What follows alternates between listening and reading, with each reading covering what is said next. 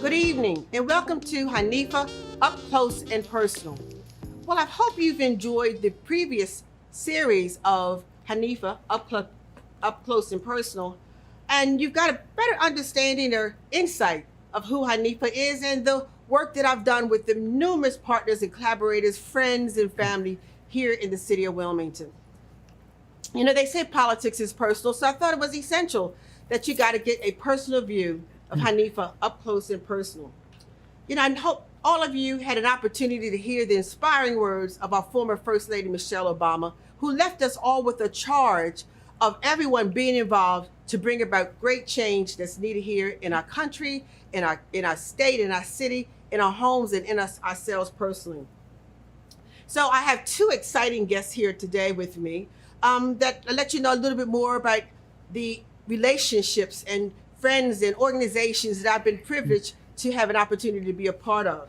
My first guest is Mr. Kai Lassen, who is the District Secretary of Rotary District 7630. Mr. Lassen is the District Secretary that covers the Rotary clubs of the Eastern Shore of Maryland and all of Wilmington, Delaware, and was the former president of the Rotary Club of Wilmington, which I was a previous member before COVID. Everything happens, changes since COVID, hasn't it, Kai? It sure has. Well, just thank you so much for, joining me here on Hanifa Up Close and Personal. And we go way back because I've been a member of Rotary Club. For a long time. Yeah, for quite some time. And it's really been an eye-opening experience. And if any of you don't know much about the Rotary, many would know about the history of the Rotary clubs globally, internationally, who put their minds together to fight the polio disease. Polio, absolutely. Polio. Yep, Mm-hmm. yep. Okay, so share with the listening audience a little bit more about the Rotary Club and that, especially that of Wilmington. Rotary Sure, Club of Wilmington. absolutely. Well, Rotary was founded in 1905, so it's been around for 105 years now. And our club was founded in 1915, so we've been around for a long time too. And we're in our second century of service, and we're really energized by the fact that we are in a second century of service. Rotary is an international service organization. We have 1.2 million members and 35,000 clubs, and we help people around the world. But we, as the Rotary Club of Wilmington, our service area and our principal focus for service is the city of Wilmington. Mm-hmm. That's our responsibility. And so with this 100 years of service, our focus here at the Rotary Club of Wilmington, I was so excited when attending the various different engagements and meetings that we had when I introduced the club to the recommendations from the Wilmington Community Advisory Council from the CDC. Right. And so our goal for this club, this 100 years, is to make Wilmington a world-class city. Absolutely. And what was our intentions of how we plan to do that? Well, like all important projects, it's a step at a time. And we decided that our focus and where it was most needed in the city of Wilmington, or certainly at a very important area, was working with young people and supporting youth. And that really has been the focus of our second century of service. And when I had an opportunity to share with the club the recommendations and the efforts of the Wilmington Community Advisory Council, the club members just joined in, immediately and said, what could we do? And we know that the recommendations from the CDC dealing with the epidemic of trauma, that not just what the first was to do that is to provide a safe environment for our young people to grow and thrive. And so knowing of the inequities and the disparities that's happening in our community, where could we focus our energy at? And I remember how excited I was that the group, the membership, as diverse that it is to the individuals that the report is focusing on, how much interest and passion there was. And so our next step was, and I won't spill the beans, I'll allow you share what the Rotary Club of Wilmington has done right in the heart of our community. Well, we've done a number of things recently, Hanifa. As you know, because you worked with us on it, we worked to upgrade the H. Fletcher Brown Park and add education stations so that students and young people had a place to both play and learn at the same time. And that was really our centennial project. We moved on from that and we started to look around and we said, where is the need the greatest? Mm-hmm. And we looked at a number of projects and we realized that schools and children in certain schools needed incredible support. Mm-hmm. And as we reviewed the different opportunities, we looked at Stubbs School, which is right down the road from my alma mater. That's the elementary school I went to. Well, it's an absolutely wonderful school.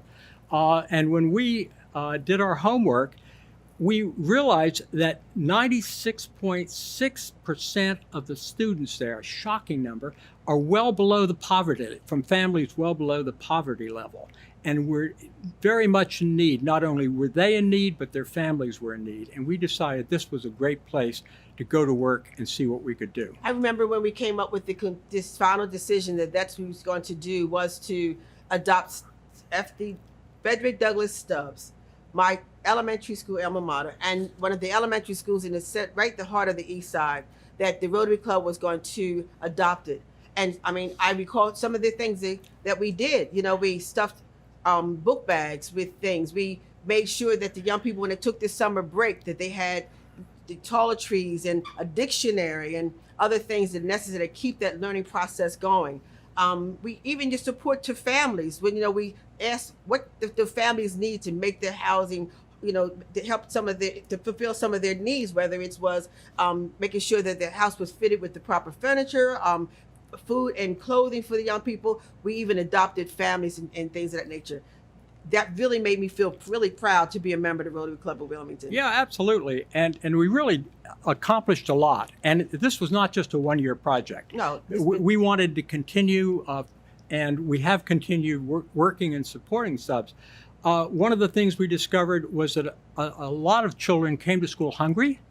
And a lot of them were not getting the most nutritious diets. So we started providing food. We bought a couple of commercial-sized refrigerators to hold things like milk and yogurt and fruit, so that the kids were able to get really nourishing food when they came to school. It was also kept open for the weekends, so that kids who weren't getting federally supported lunches at school had a place to come and get food.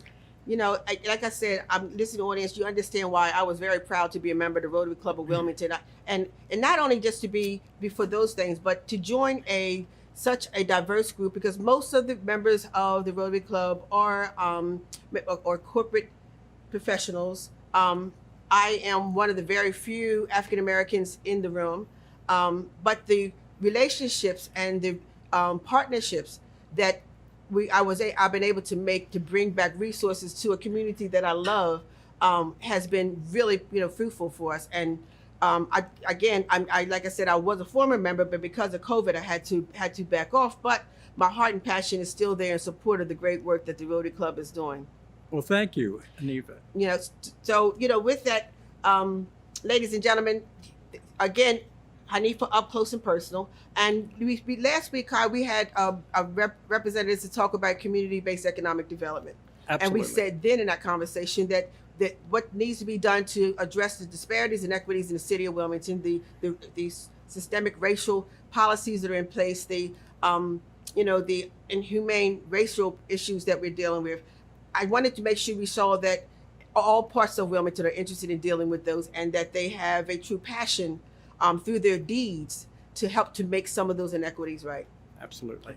So, well, ladies and gentlemen, that's another part of Hanifa Up Close and Personal. And so, like I said, we talked about the economic development, the outreach of diverse partners that we brought in to address some of the social ills and disparities in our community. My next guest, again, is going to be a person that I've had a long time relationship with. We met just learning and about ourselves and other tools to bring back to our community. But we are going to talk about the importance of not just renovating, but restoration of our community. So stay tuned. I'll be right back with more from Hanifa's Up Close and Personal.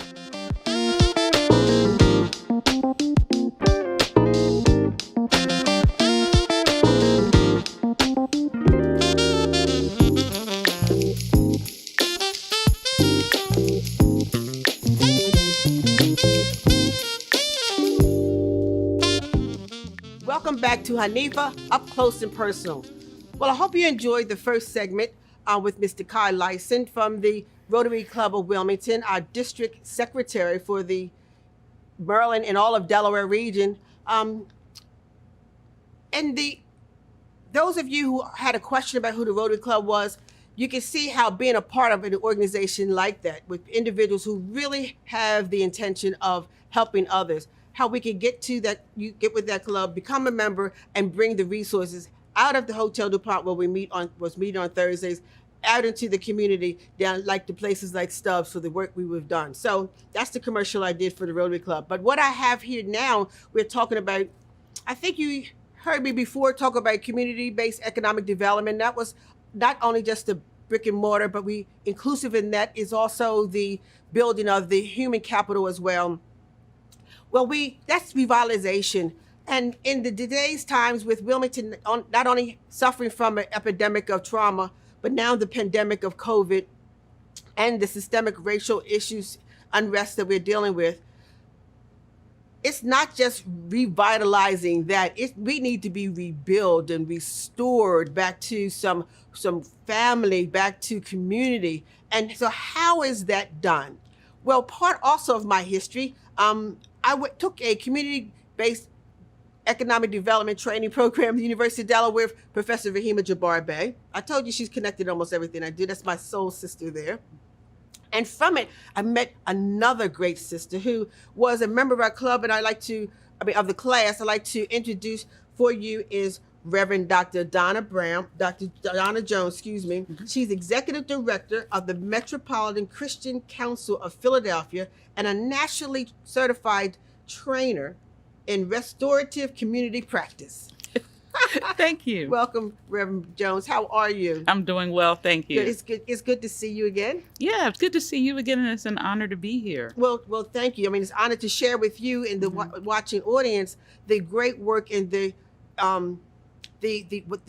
impact we know that a restorative community practice will do for what's happening here in Wilmington. So tell the listening audience exactly what is restorative community practice. Okay, restorative practices are very simple. We look at harm in all of its forms. So it could relate to the criminal system. It could relate to just being neighbors, interacting with one another. It could relate in a business situation. But if we think about how many ways that people are harmed, and it's talking about the repair of harm. So restorative practices really assist us in repairing harm as early as possible or as late as possible. So it could be something as grand as many cities are doing truth and reconciliation processes because of the killing of our men and women. And then it could be as small as two people that have a conflict. It doesn't have to go to court. We can work it out. Wow. Oh, wow. So tell us how this field of practice aligns with our community and neighborhood resiliency. Because that's the move now. How do we become resilient? Yes. Once we heal? Yes. Well, the restorative practices are practices that lead toward healing and renewal. So we all have a baseline. And I'm a minister, so I believe that our baseline is very good. I believe our baseline is that we know to love one another. Right. We know to treat one another right. These are things we know in our heart. Then stuff happens. And daily. As stuff happens, depending on our background, our experiences, our own worldview, suddenly what we know goes out the window. Okay. So as an example, let's say you and I are sisters, sisters. Absolutely. And there's a piece of sweet potato pie.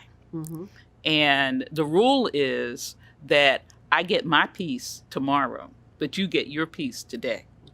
But I really want that pie. So I take my piece today. Okay. And I have harmed you. But you took my sweet potato pie. I took your pie. It was mine. It was yours. And I knew it was yours. So if, as we were children, our first response could be, I am so sorry. I was just hungry. Yeah. But as adults. Right. Attitude. Attitude. Yeah. And so what happened between that little person and that adult? And what Restorative Practices does is it helps us remember how to mediate with one another, how to interact with one another. And where that's important for community restoration is that we can have all the programs in the world. Mm-hmm. And if people still are not able to interact interpersonally toward peace, then all the community programs in the world go out the window. Well, and that seems to be what's happening right now in our community because, even I think it's been about 5 years since we have been working to implement the recommendations from the Wilmington Community Advisory Council's findings from the Center for Disease Control. And we're looking for making sure that our daycare, as community centers are safe havens that stay open late. We wanted to make sure they were populated with positive youth programming. Okay. And then the other program we put inside the schools and support systems for families. And so, but we haven't moved the needle enough based on the need and how deep the epidemic is within our community because it's 3 generations thick. Yes. So this restorative community practice sounds like the solution because the first thing you talked about was the love that we have for each other. Yes. And right now, this violence and this trauma that we're dealing with does not demonstrate that we love self, let alone one another. Yes. So I am so excited about, bringing this to Wilmington, because like I said, that we've tried many things. And if that doesn't work, we got to try something else. So we tried that. And so now I want to try this. And you tell how the difference, Reverend Jones, of this from restorative justice. Yes. Restorative justice is a restorative practice. Okay. So restorative practices is about repairing harm at all levels so that everybody has enough, nobody has too little. Restorative justice, now we're moving into the criminal systems. Okay. But it's very important that restorative work happens at a community level. Absolutely. Because if it happens at a community level, it prevents us from having to get to the court level or from getting, and a lot of the ways we harm one another, as we both know, is people know one another. Right. Someone is arrested, they go to jail, they serve a couple of years, and then they come back to the same neighborhood. Right.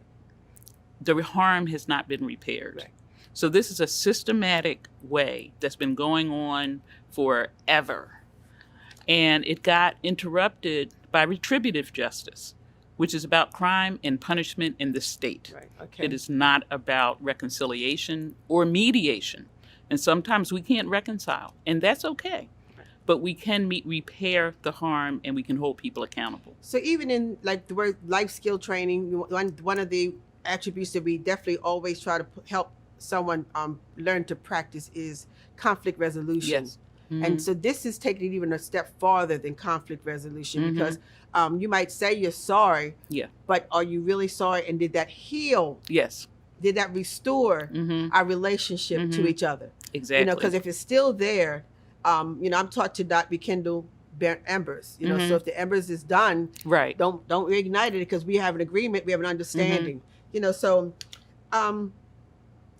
in what ways would traumatized communities benefit from this practice? And I know you have had some best practices and some success stories. Yes. So there are several ways. First of all, we started this initiative, and the we is Metropolitan Christian Council of Philadelphia. We started this initiative because in all of our cities and our states, there are restorative practices going on in the schools, in the criminal systems, in the prisons. So those practices are going forth from government. But the challenge of going forth from government is that you end up with a microcosm of people involved. Okay. So this is looking at training the community, coming in at the level of the porch, with the level of the stoop, training the block captains. And the practices are very overt. It's like life skills. Okay. We might say, well, I have all the skills for life, and then take a life skills class. It's like, oh my goodness, Mama didn't teach me that one. So restorative practices is like life skills for social interactions and for relationships and for mediation and for repair. And that is very important. So what is the relationship between the certified training organizations for restorative community and the public sector departments and agencies? That is where it's going to be a challenge. And that's why I'm so glad to be talking to the president of City Council at Wilmington, because City Council has this responsibility across systems. Okay, that's right. And that is wonderful, because what happens is, as communities are trained, communities should be able to determine for themselves Right. who to call in. Right. They should be able to say, this situation, we'd like to talk to the imam. Okay. This situation, we call them the cops. Okay. But it's coming from the community as opposed to the agencies coming down upon the community. Mm-hmm. The community is a very village process. The community has the wisdom of knowing what harm was done and what harm needs to be repaired. You know, Reverend Jones, Reverend Donna, yeah. It's all good. It's all good. Well, I would just give you due respect. I had a civic association meeting yesterday. The Southbridge community called for a meeting because they have concerns and issues they felt needed to be addressed. Mm-hmm. And so much of what you're saying now, it would answer exactly what that cry was for. And so then you sometimes, as a public figure, when you go to the community and they have issues, you're like, well, okay, let me think, how do I assist them? Yeah. And when I've got more information, and we've talked several months ago about this restorative community practice and how could we bring it here to the city of Wilmington, way before COVID, I think it was. Yeah, it was. Yeah. That keeps coming back in my mind that this is exactly what we need to do. Because first of all, we all agree that our neighborhoods and our communities need to heal. And it frees up resources. So a restored community is not calling the police for something it can handle itself. Yes. A restored community, the children are going to school every day and they're staying all day. Okay. Because people know how to deal. How many times have we heard parents say, I can't do nothing with my child? Right. Well, it could be that they just need to be taught some of these skills. Correct. Because it's a skill set, like everything else in life. And I can give you a quick example. Sure, please. My congregation, so I'm also a pastor, and I pastor at Cookman Beloved Community Church in Philly. Hey. But we had a situation where we had two young men. They were 18 years old. One was 17, one was 18. And one had a criminal history. They got into a fight. It was the kind of fight a 17-year-old and an 18-year-old get into, and they were friends. One of them pistol whipped the other one. Oh, wow. In the course of the fight. Oh, wow. Both of them were angry. Both of them were fighting. One of them had a weapon. We had a good relationship with the community relations officer. We had a good relationship with the police captain of the time. We immediately, the community called us, said, oh my goodness, we need your help because we don't want them arrested. This can be resolved. We called the community relations officer. The officer came in plain clothes. We sat down with the young men. By the time we finished talking and they finished talking, they realized it was the heat of the moment. After about 2 or 3 additional sessions, we had to decide what harm was done and how to repair the harm. The child that was harmed determined he needed A, a new pair of sneakers because he got blood on his sneakers. Wow. B, $50. And the community decided they needed community service because this fight caused some problems. Right. The officer wrote a contract. They agreed on the contract. They signed the contract. He said, if anyone breaks this contract, there will be no plea bargain. They said, fine. They kept the contract. They both graduated high school. Oh, they remained friends. Look at there. And they got married. Well, they had children. And they're living their life. Nobody had to go to jail. That's but beautiful. technically, that was a felony. Right, you're right. But you're talking about a known system. The neighbors knew them. Well, very good example of community restorative practices in play. And in many cases, I've known situations happening in the city of Wilmington. If we had that type of community and public relation, which we do, but it just needs to be refined. So oh God, I'm so excited, Wilmington. I hope that you are excited about bringing in and learning more about this community restorative practices to be used to develop healing and love back into our community, and to not use such a hard hammer when our young people who are traumatized already, Exactly. and they have a traumatic episode, Mm-hmm. and then we Exactly. end up using a punitive, Exactly.